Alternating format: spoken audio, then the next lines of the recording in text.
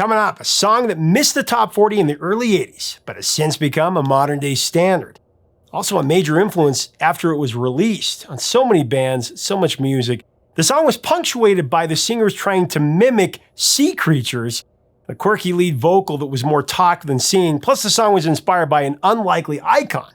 One of the principal singers tells us the strange story coming up next on Professor of Rock, brought to you by Zenni Eyewear.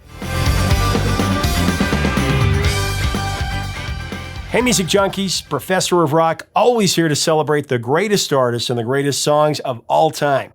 You know, if you've ever wondered whatever happened to that one band, or how did that song come about, this is your place. Make sure that you subscribe by clicking on the red button below. Check the box so you never miss out on our interviews, videos.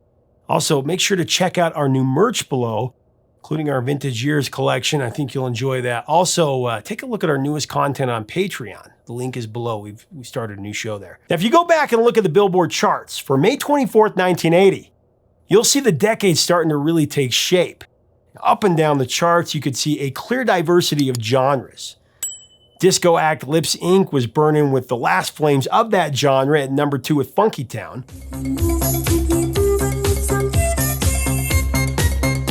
The soft rock, smooth sounds of Air Supply were at number 3 with Lost in Love.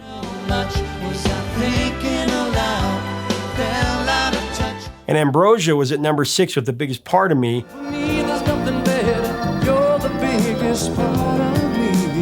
Linda Ronstadt and yacht rocker Christopher Cross were at 8 and 9. Further down the chart, you had Pink Floyd's Another Brick in the Wall Part 2. That was falling from its number 1 perch. Hey, teacher, leave them kids alone. Bruce Cockburn was at number 27 with the folky Wondering Where the Lions Are. And more diversity with the Spinners, Neil Sedaka, Bob Seger, the Manhattan Transfer. There was Kenny Rogers, Tom Petty. Even Frank Sinatra was in the chart with New York, New York. It's up to you, New York. Perhaps the biggest shock was the punk and new wave acts who were once very much underground. You know, just a few years before that, were starting to flood the charts. You know, Blondie was at the top of the charts with Call Me, would spend 6 weeks there. Amazing.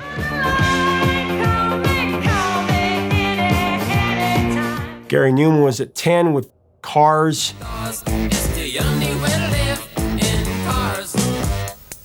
Pretenders were at 16 with Brass in Pocket, I'm Special. Even The Clash were at number 23 with Train in Vain, Stand By Me. I mean, seriously, when else in the history of music was there that much diversity between genres and different artists? It's just incredible.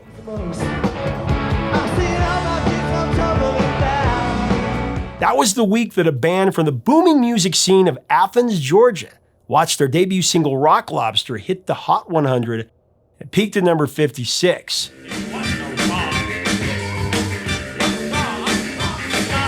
The B-52s comprised of Fred Schneider on vocals and percussion, Kate Pierson, Keith Strickland, drummer in the beginning, and brother and sister Cindy and Ricky Wilson, who sang and played guitar, respectively.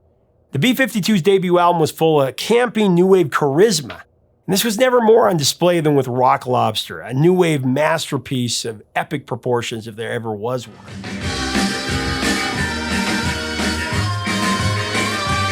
The B-52s formed in 1976 when the aforementioned members all had an impromptu jam session after partaking of a flaming volcano drink at a Chinese restaurant in Athens, Georgia. Actually, when they first jammed, Strickland played guitar while Ricky Wilson played the congas.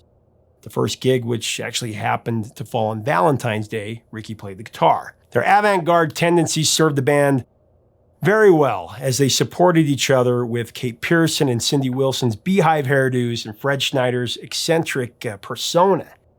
In fact, the band's name came from Kate and Cindy's hairstyle. B-52 was slang for the beehive, actually ran there.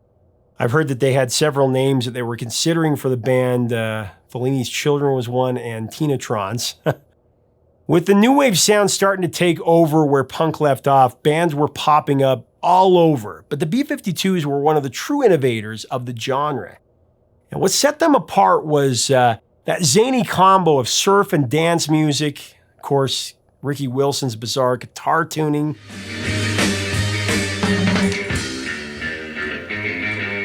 Fred's deadpan delivery.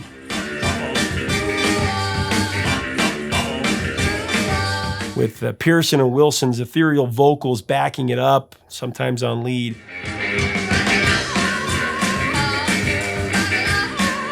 Rock Lobster was recorded for DB Records in 1978, and through word of mouth, it sold over 2,000 copies, leading to gigs at Max's Kansas City and CBGB's.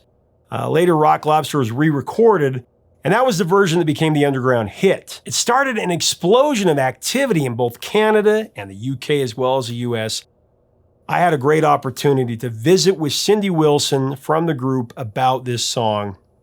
And up next, she takes us back to that amazing time in music and the famous person that actually inspired the song, some of the sounds. Now, as we go into this interview, I do want to thank our sponsor, Zenni Eyewear. Right now, you can unlock 10% off your first order. It's really unbelievable. Unbelievable savings if you think about it for an already effective price. I mean, the variety of different choices at Zenni, it's just hard to fathom. You go to Zenni, Zenni.com, Zenni.com, and you pick out your personal frames. Here's Cindy Wilson of the B-52s.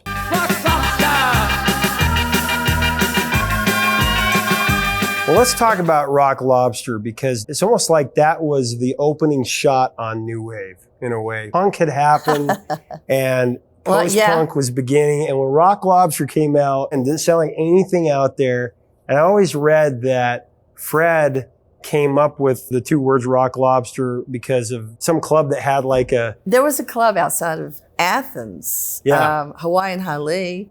It might have had another name.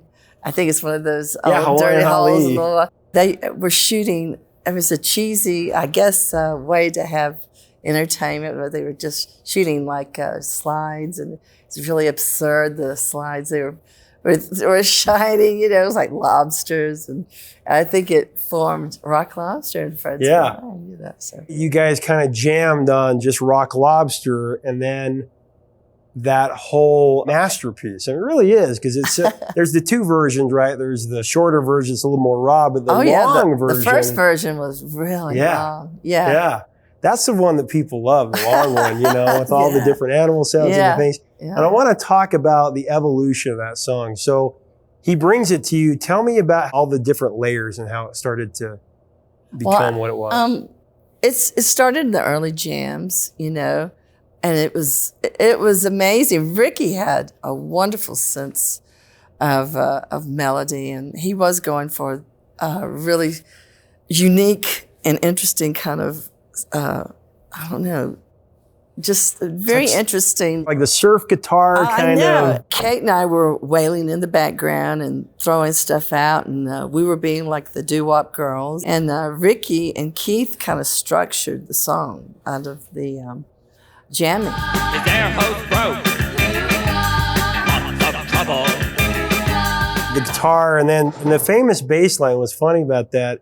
That actually isn't a bass guitar. It's played on the Korg SB100 synth bass, which is the same bass that they used in Soft Cell, Tainted Love, a few years later. Sometimes I feel I've got to run. I just wonder if that had a little bit of influence there, but also a great cowbell song, right?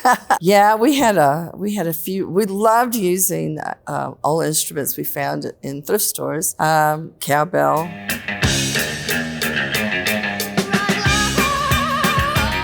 We had a gong, which was used a lot, and also a horn, like a bent horn. And sometimes we would switch them around, and everybody would try to just turn everything upside down and just reach out and go to the stream of consciousness. And it was so interesting how everybody could get hooked onto this stream of consciousness. Like it's right there physically. You could almost like touch it.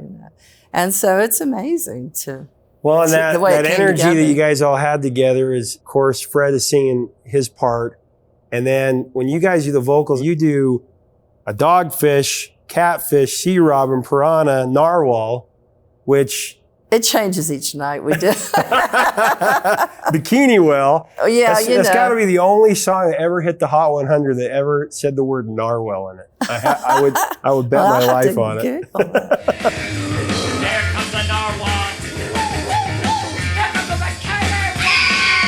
Was that just improvised, kind of just like, was it something that you thought of, or was it Well, just you know, came? one of our favorite creative tricks were using lists as well. We used, definitely lists were used in 52 Girls and List of Fish, and you could get really crazy and fun with the list. Cake, list of different cakes, you know. We really milked that. You were defining all the sea critters Yes. and creatures. Also paying homage to Yoko Ono.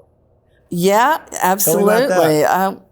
Looking for strange fish sounds, and I could do different sounds with my vocal that was similar to what Yoko was doing.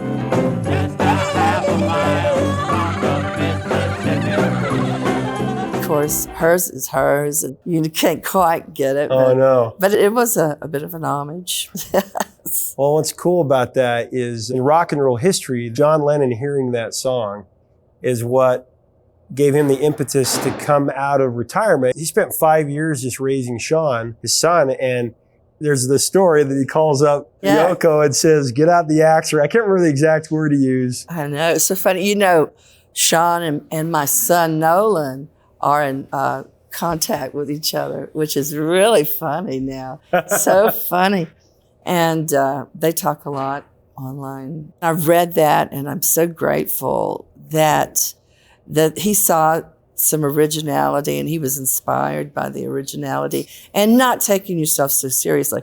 I think that's what made him get back to it, is being more playful and getting back to having that fun. Having fun like you did when he was, you know, a little younger. Yeah. Maybe, you know? Oh, yeah. Not being so Precious. overt. And yeah, exactly. And I'm sure he had that pressure on him, you know. Well, and you can hear it because then he did, of course, Double Fantasy, and you can hear that joy in there because, like, Starting Over is a 50s song all the way. That's like a total him paying homage to Chuck Berry and all his heroes, Right. Buddy Holly and all those guys. You know? Exactly. And that's what I hear in that story, is that he wants to go back and be playful and have fun with music, you know.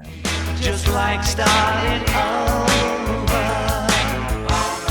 But the fact that also that he said this is my favorite band right now, and he was listening to the record up to a few weeks before he passed. I'm sure we made him laugh a little. Well, then you guys got a chance to play with Yoko when you did the 25th. Yes. at I can't believe concert. now it's the 40th. I know. Isn't that crazy? It's insane. But Rock Lobster transfixed pop culture throughout the years. Family Guy has used it in two separate episodes where they did a little something. Did you ever see that? Of course. Yeah, my kids were all over that. Rock Lobster! So that's incredible. Yeah, that was huge. I don't know if you knew this, but in the first iterations of the Commodore Amiga 500, on the motherboard, they had Rock Lobster etched into the motherboard. Did you know that? No, I didn't. I thought that was a cool fact. That's pretty you know? cool. But also Panic at the Disco, they sampled the guitar riff for one of their new Yeah. songs. Absolutely. Don't Threaten Me with a Good Time.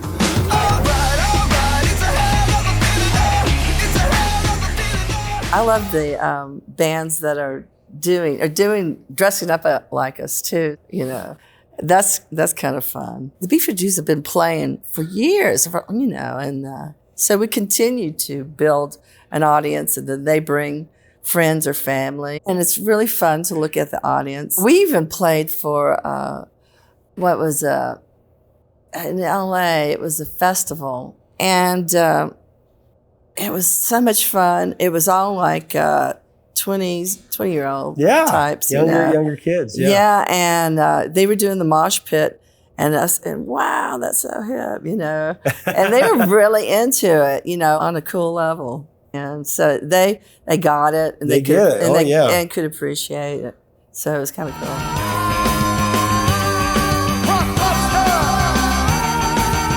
Hey, leave us a comment about Rock Lobster and the sensational band. What do you remember about them, about this song? What are your memories of this? It's just such a unique song and other songs on the charts that week. Let us know below. If you like our content, help us out by subscribing to our channel below. If you really want to help us out, you can become a Patreon. We're putting up exclusive content there. Your patronage helps us create more content. And you can get the VB52's music below, a link to it. Until next time, 3 chords and the truth, my friend.